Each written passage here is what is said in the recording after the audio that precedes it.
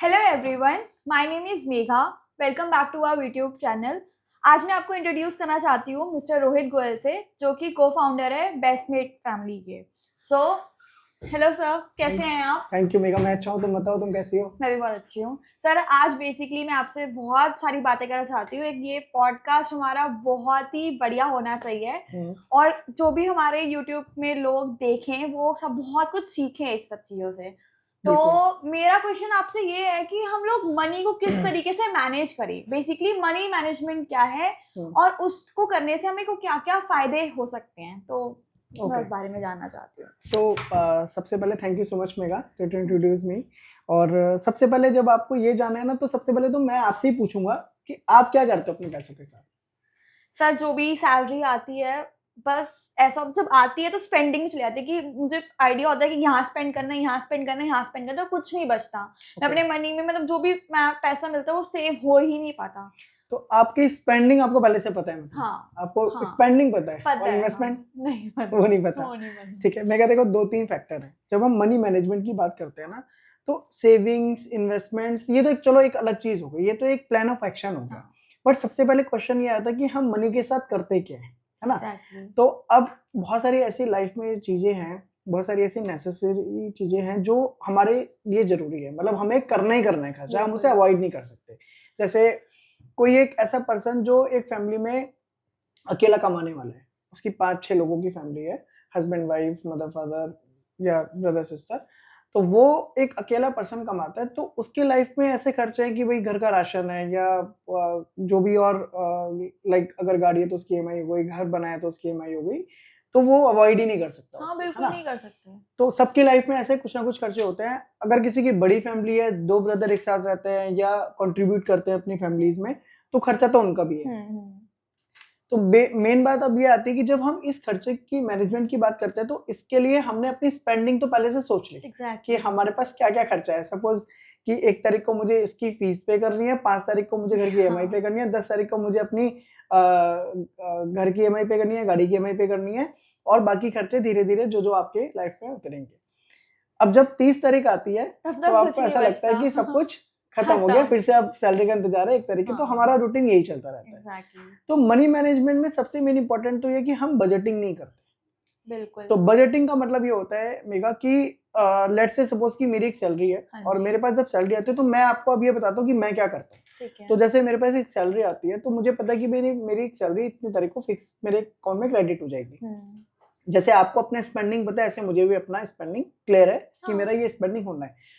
But मैं उसके साथ साथ क्या करता हूँ, उसकी बजटिंग ऐसे करता हूँ कि मैंने एक लेजर बनाया हुआ है। आपने ओके। सुना होगा रोकड़ के बारे में, हिंदी में रोकड़ बोलते हैं। हाँ जी, सुना है। तो आप देखोगे जितने ज्यादातर लालाज अग्रवाल्स बनियाज फैमिलीज है ना, वो ज्यादातर ये चीजें बहुत हाँ, करते वो हैं। कुछ रेड कलर की बुक, रेड कलर राइट? की बुक होती है, हाँ, हाँ, आपने देखा हाँ। होगा, खाते भी बोलते हैं हाँ, उसको। हाँ, हाँ। सो वो क्या करते हैं, वो पहले जैसे मैं क्या करता हूँ, जैसे पैसा आता है, तो ये जरूरी नहीं कि मैं बिजनेस कर रहा हूँ तो ही मैं खाते मेंटेन करूँ या मैं लेजर बनाऊं। मैं जॉब करता हूँ, वो भी मेरे लिए एक तरीके का बिजनेस ही है, मैं पैसा ही हाँ, तो हाँ, कमा रहा हाँ, हूँ ना उससे, बिल्कुल। हाँ, अल्टीमेटली पैसा ही कमाना एक हाँ, पर्पज है। हाँ। तो मेरा जब पैसा आता है, तो मैं लिखता हूँ कि भाई मेरे पास 1 तारीख को ये बैलेंस है, कि इतना पहले छोड़ा था और इतना नया सैलरी आने के बाद में लेट्स से सपोज एक एक्स अमाउंट मेरे अकाउंट में क्रेडिट है। हाँ जी।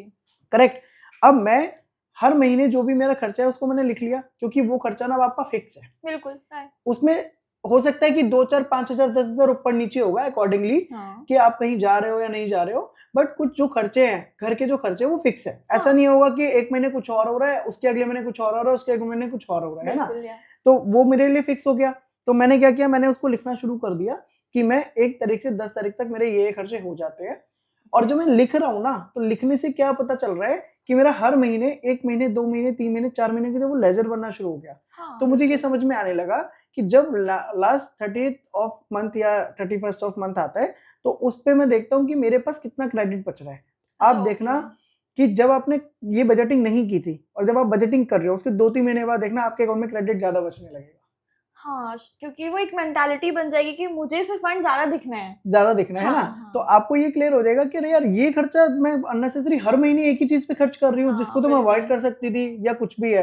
तो अभी बिल्कुल। तक मैंने कुछ भी ऐसी बात नहीं की कि आप इसको इन्वेस्टमेंट कर दो, ये हाँ, कर दो, वो बिल्कुल, कर अब दो। तो इन्वेस्टमेंट नहीं हम तो है ना। तो हाँ, ये तो हमारा मेन हो गया कि हमने अपना मनी के साथ में जो हमें मैनेजमेंट करना है, वो हमें किस तरीके का बिहेव करना है। देखो, लक्ष्मी जी का जो रूप होता है ना, वो लक्ष्मी जी चलायमान होती है। है ना। हाँ। तो लक्ष्मी जी कहीं ठहरती नहीं है, सब लोग यही बोलते हैं। हाँ, तो जब आपको पता है कि लक्ष्मी जी चलायमान होती है, उनका नेचर ऐसा है, तो आप लक्ष्मी जी की वैल्यू देखो। घर में जो भी हमारे घर में गृहिणी है, हाँ, हमारी मदर है या वाइफ है या सिस्टर है, वो लक्ष्मी का ही रूप है बिल्कुल। ना। तो जो लक्ष्मी का रूप है या हम किसी की वैल्यू करते हैं, तो आप कितनी देर तक उसकी वैल्यू कर रहे हो, उतनी देर तक ही वो चीज आपके पास टिकेगी, बिल्कुल, है ना। हाँ। आपके घर पे सपोज करिए कोई मेहमान आया, हाँ, आपने 4 दिन उसकी बड़े अच्छे से खातिरदारी करी और वो बहुत खुश हुआ। हाँ जी। 5वें छठे दिन आपको लगा अरे यार हाँ, कि यार कितने दिन रहेगा ये, है ना। हाँ, तो वो ये चीज़ होती है। वो धीरे-धीरे आपका अवॉइड होना शुरू हो गया। बिल्कुल। बट पैसे के साथ भी हम ये, क्योंकि हमारे बिहेवियर है, तो हाँ। हम पैसे के साथ भी ऐसा ही करते हैं कि जब आ रहा है, आपने देखा होगा जब लोगों के पास पैसा नहीं आ रहा होता ना, तो वो इस बात से ज़्यादा परेशान होते हैं, अलग-अलग एस्ट्रोलॉजर पे जाते हैं या अलग-अलग जगहों पे जाके कुंडली चेक कराते हैं या बोलते हैं, कि अरे यार मेरे पास पैसा नहीं आ रहा है तो टिकता नहीं है।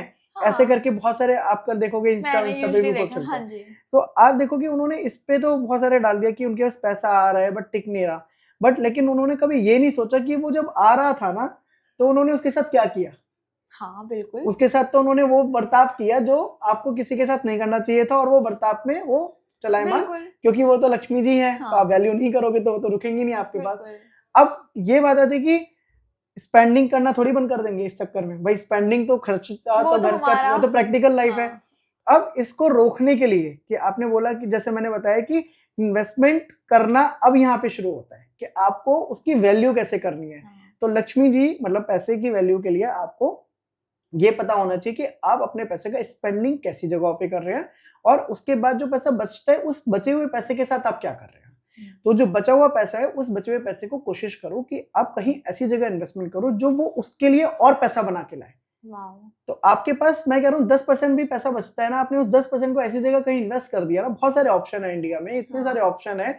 बड़ा पैसे तो आप रियल एस्टेट में जा सकते हो, आपके पास कुछ भी आपको समझ नहीं आ रहा तो आप एफडी कर सकते हो। मैं कह रहा हूँ एफडी भी चलो ठीक है, आज की डेट में पर म्यूचुअल जैसे फंड कि बहुत पॉपुलर हो गया आपने है। बताया कि मैं रियल एस्टेट में इन्वेस्ट करूं, बट रियल एस्टेट के लिए बहुत एक लमसम अमाउंट चाहिए होता है। हाँ, मैं वही बोल रहा हूँ, जैसे हाँ। मैंने बोला कि अगर आपके पास बड़ा पैसा बचता है हाँ। तो आप रियल एस्टेट भी कर सकते हो, बट लेकिन ज्यादातर पॉपुलेशन तो आपको वो मिलेगी जो जिनके पास हाँ, छोटा-छोटा, क्योंकि भाई हम एग्जैक्टली। सैलरी की बात कर रहे हैं, तो भाई हाँ, छोटा-छोटा ही पैसा क्योंकि बचने वो वाला है। थोड़ा सा ही तो पैसा आप बचेगा। म्यूचुअल फंड के पास जा सकते हो, है ना। जी। आप गोल्ड में इन्वेस्टमेंट कर सकते हो, या आप ऐसे ऑप्शंस ढूंढ सकते हो जहाँ पे आप मंथली कोई इन्वेस्टमेंट कर सको। मंथली इन्वेस्टमेंट कैसे होती है, आप थोड़ा आइडिया देंगे मुझे? वो हम एक बार इसको एक्सप्लेन करेंगे, तो मैं आपको ऐसे ऑप्शंस भी बताऊंगा कि हमें मंथली इन्वेस्टमेंट में कहाँ जाना चाहिए और आपके लिए वो कैसे वैल्यू करेगा। तो अभी हम यहाँ पे बात कर रहे थे कि हमारा पैसे का जो मनी है, जो मनी का वैल्यू है, वो हमें कैसे करना है, कि हमें बचे हुए पैसे को इन्वेस्ट करना है। कैसे मैनेज ठीक है। करते हैं? अब ये जो मनी है, अब मनी सपोज करिए कि आपने किसी जगह इन्वेस्ट करके छोड़ दिया, हाँ, उसका भी केयर करना पड़ेगा। बिल्कुल। ये यहाँ पे ये बात खत्म नहीं हो जाती है कि हाँ। आपने बस बचा इन्वेस्ट कर दिया तो खत्म, नहीं, अब उसकी भी केयरिंग जरूरी है। तो जब एक छोटा बच्चा होता है, आपने देखा होगा छोटा बच्चा होता है ना, तो वो छोटे छोटे ही पैर चलता बिल्कुल, हाँ, है ना। दैट्स तो फैक्ट। और जब वो बड़ा हो जाएगा तो वो बड़े बड़े पैर चलेगा। तो जब पैसा छोटा है तो वो छोटे छोटे ही कदम चलेगा ना, और जब पैसा बड़ा हो जाएगा तो वो बड़े कदम चलेगा।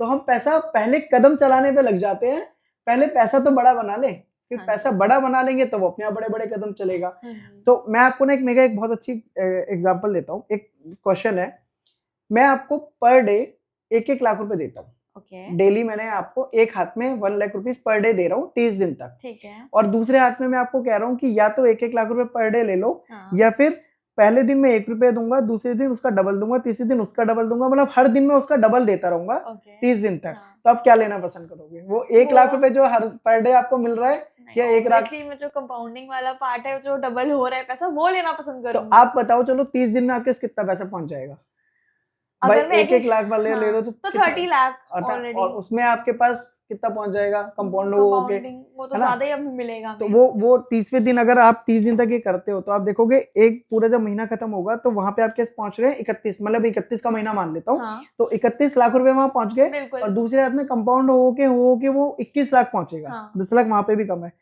अब आ गई 1 तारीख, तो जो 31 लाख था उसके पास फिर 1 लाख रुपए मिलने, तो वो गया बिल्कुल। 32 लाख। बट जो 21 लाख था वो ना उसका डबल, तो वो क्या हो गया 42 लाख। 42 उसने लाख। एक ही दिन में क्या कर दिया, पैसा डबल कर पैसा ऐसे उसने कंपाउंड किया।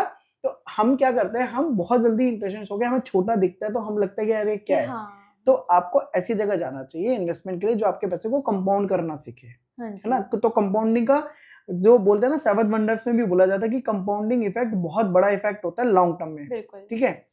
वो मनी बेसिकली लोगों को समझ नहीं आता। अभी आप बाहर जाओ, आप 4-5 लोगों से जाके पूछ लेना कि यार व्हाट इज मनी, तो वो एक्चुअली में कहेंगे व्हाट इज मनी, उन्हें यही नहीं पता होगा, और आप मनी के साथ क्या करते हो ये भी नहीं पता होगा। और मैं एक चीज और बोलना चाहूंगा, यंगेस्ट जो जितने भी अपने इंडिया में हैं या बाहर भी हैं, हम इंडिपेंडेंट नहीं हो पाते हाँ और बिल्कुल, ना बहुत इंडिपेंडेंट लोग होने के बारे में सोचते हैं। जितने भी कॉलेजेस में आप जाओगे, मैं एक जगह इवेंट कर रहा था, तो मैंने वहां पे देखा कि ज्यादातर जो कॉलेजेस स्टूडेंट है वो क्या करते हैं, घर से खर्चा मिलता है और आप अपने कॉलेज की फीस पे करते हो और अपने हॉस्टल की फीस पे करते हो, अपनी पढ़ाई करते हो। बट मैं वहीं पे इतने कम उतनी भीड़ में कुछ बच्चे ऐसे भी हैं, खुद कमाते हैं, खुद अपनी फीस पे करते हैं, बिल्कुल खुद से अपना स्टडी करते हैं। हर टाइम वो ये नहीं करते मम्मी ये पापा वो, मम्मी बिल्कुल ये पापा बिल्कुल, वो, है बहुत ना। से ऐसे हैं। तो वो अपने लिए खुद से, तो इसको बोलते हैं इंडिपेंडेंट होना। तो इंडिपेंडेंट होना बहुत जरूरी है आज के डेट में। तो आप मनी के साथ में अपनी इंडिपेंडेंट होने के वे बनाइए, रास्ते बनाइए, और मनी को भी रास्ता दीजिए बढ़ने के लिए। बढ़ने के लिए तो आपके लिए बहुत सारे ऑप्शंस हैं। तो इस ऑप्शन पे हम नेक्स्ट टाइम पक्का मैं आपको बहुत सारे ऐसे प्रोडक्ट बताऊंगा बिल्कुल। जिसमें आप इन्वेस्ट करोगे, और जो अभी हम कंपाउंडिंग की बात कर रहे थे ये आप बना सकते हो। और भी बहुत सारी चीजें हैं जो हम इसमें बात कर एक्सप्लेन कर सकते हैं कि हमें यहाँ पे ये चीजें करनी चाहिए। तो मनी मैनेजमेंट बेसिकली आप मनी के साथ क्या करते हो ये आपको खुद जानना है। आप अपना लेजर बनाइए, उसमें बजटिंग करिए, आप कितना खर्चा कहाँ पे क्या करते हैं, और उसके हिसाब से आप अपना मनी का इन्वेस्टमेंट चालू करिए। तो वो आपको एक बड़ा वेल्थ बना के देगा। हाँ। थैंक यू रोहित जी, आपने बहुत अच्छे से चीजें एक्सप्लेन करी है। अगर आपको भी ये वीडियो बहुत अच्छी लगी है तो आप प्लीज कमेंट करके बताइए कि आपको इस वीडियो में कौन सा पार्ट सबसे ज्यादा अच्छा लगा है। तो कीप लर्निंग, कीप इन्वेस्टिंग। जय हिंद।